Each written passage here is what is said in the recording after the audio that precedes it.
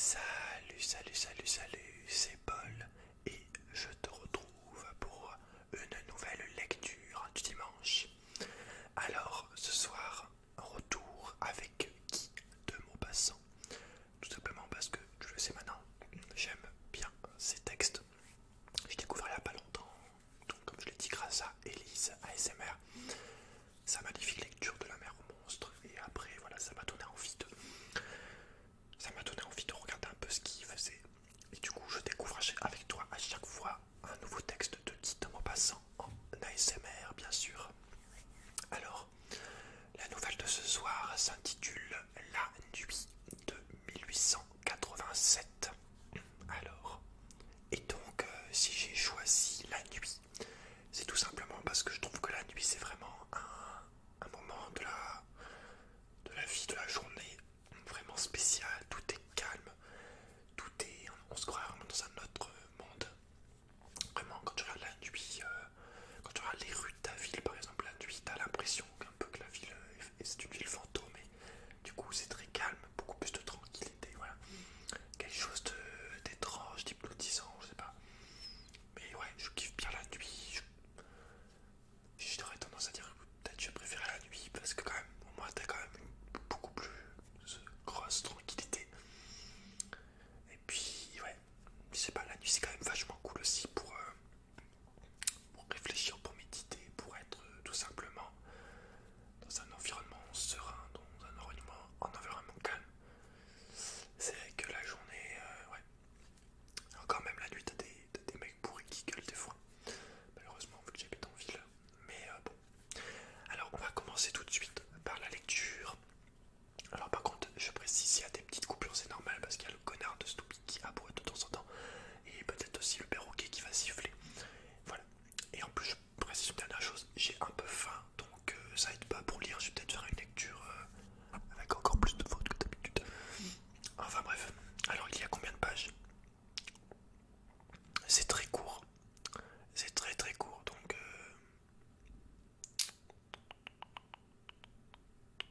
je pense que... Alors attends, je vais quand même vérifier que c'est le bon texte, je suis désolé. Mais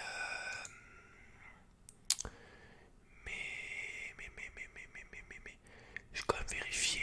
Alors attends, il est combien? 87. La nuit, la nuit, la nuit. La nuit. Désolé mais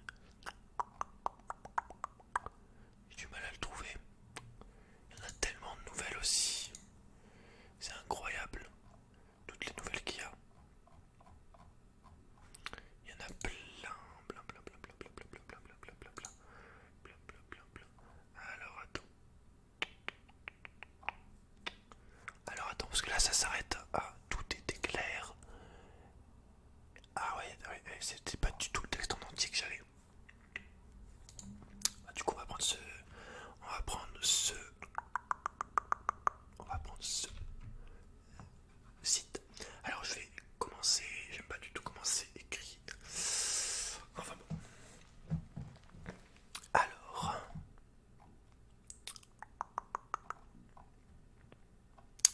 C'est parti, tu peux fermer les yeux tranquillement dans ton lit.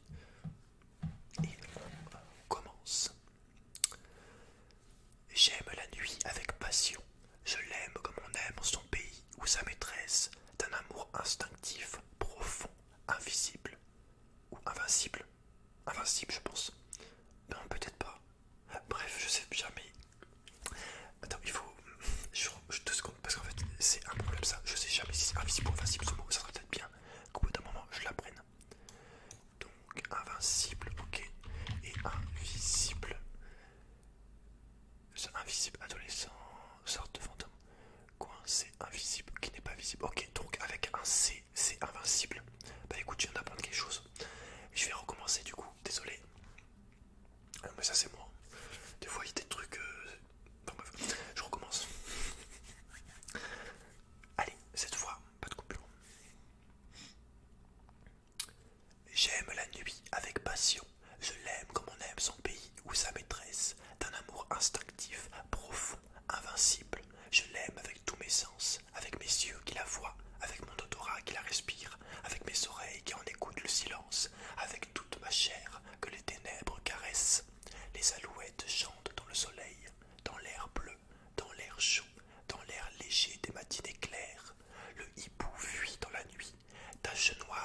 passe à travers l'espace noir et, réjoui, grisé par la noire immensité, il pousse son cri vibrant et sinistre.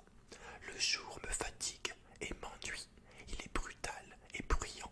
Je me lève avec peine, je m'habille avec lassitude, je sors avec regret, et chaque pas, chaque mouvement, chaque geste, chaque parole, chaque pensée me fatigue comme si je soulevais un écrasant fardeau.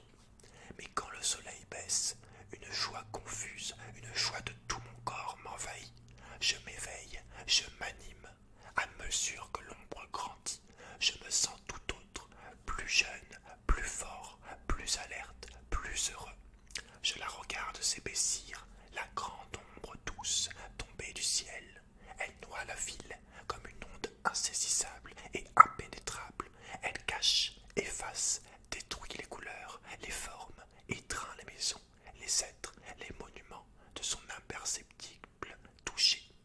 Alors, j'ai envie de crier de plaisir comme les chouettes, de courir sur les toits comme les chats, et un impétueux, un invincible désir d'aimer s'allume dans mes veines.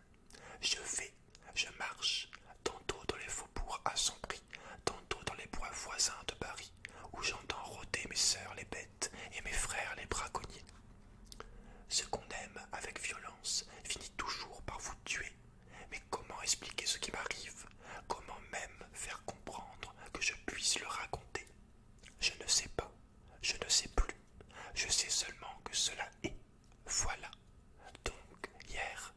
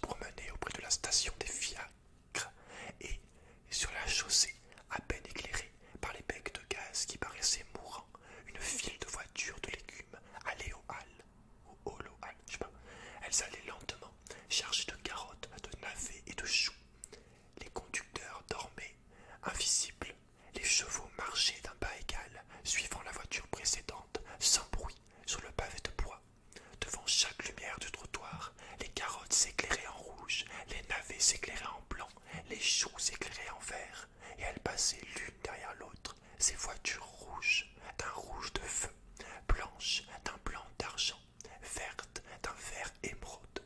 Je les suivis, puis je tournai par la rue Royale et revins sur les boulevards. Plus personne, plus de cafés éclairés, quelques attardés seulement qui se hâtaient. Je n'avais jamais vu Paris aussi mort, aussi désert. Je tirai ma montre, il était 2 heures. Une force me poussait, un besoin de marcher. J'allais donc jusqu'à la Bastille. Là, je m'aperçus que je n'avais jamais vu une nuit si sombre, car je ne distinguais pas même la colonne de Juillet, dont le génie d'or était perdu dans l'impénétrable obscurité.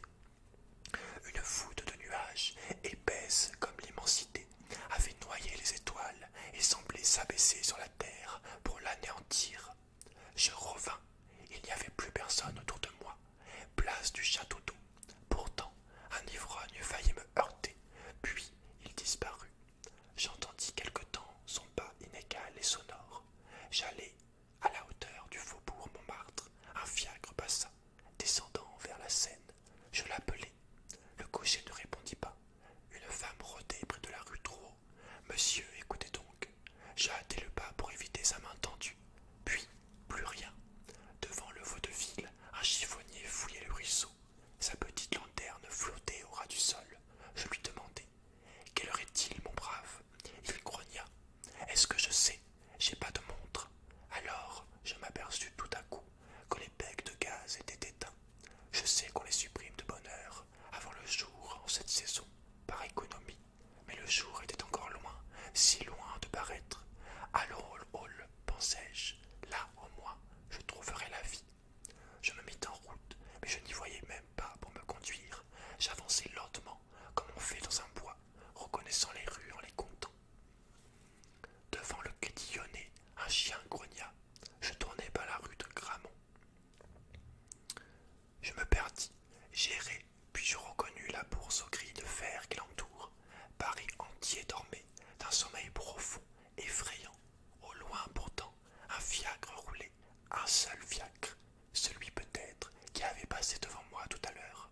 Je cherchais à le joindre, allant vers le bruit de ses roues, à travers les rues solitaires, et noires, noires, noires comme la mort. Je me perdis encore. Où étais-je? Quelle folie d'éteindre aussitôt le gaz. Pas un passant, pas un attardé, pas un rôdeur, pas un miaulement de chat amoureux. Rien. Où donc étaient les sergents de ville? Je me dis, je vais crier, ils viendront. Je criai, personne ne répondit. J'appelai plus fort, ma voix s'envola, sans écho, faible, étouffée, écrasée par la nuit, par cette nuit impénétrable. Je hurlai, au secours, au secours, au secours. Mon appel désespéré resta sans réponse. Quelle heure était-il donc? Je tirai ma montre, mais je n'avais point d'allumette. J'écoutais le tic-tac léger de la petite mécanique avec une joie inconnue et bizarre. Elle semblait vivre. J'étais moins seul. Quel mystère! Je me remis en marche comme un aveugle, en tâtant les murs de ma canne, et je levai à tout moment mes yeux vers le ciel, espérant que le jour allait enfin paraître. Mais l'espace était noir, tout noir, plus profondément noir que la ville. Quelle heure pouvait-il être?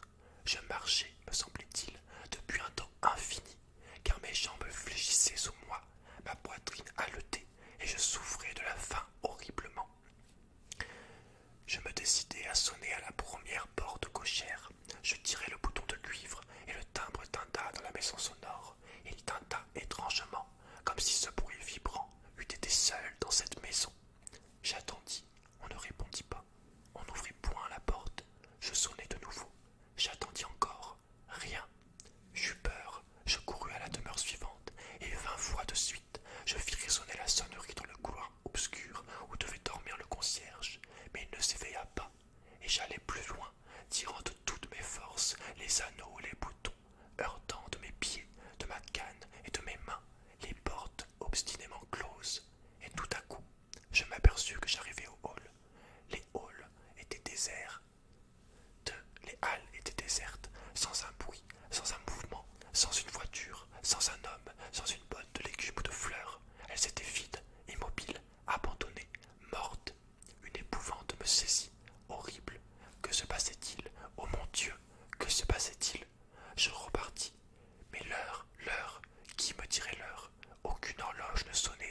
clochers ou dans les monuments. Je pensais, je vais ouvrir le verre de ma montre et tâter l'aiguille avec mes doigts. Je tirais ma montre, elle ne battait plus, elle était arrêtée. Plus rien, plus un frisson dans la ville, pas une lueur, pas un frôlement de son dans l'air, rien, plus même le roulement lointain du fiacre, plus rien. J'étais au quai, et une fraîcheur glaciale montait de la rivière. La Seine coulait-elle encore? Je voulus savoir. Je trouvai l'escalier et je descendis. Je n'entendais pas le courant bouillonner sous les arches du pont.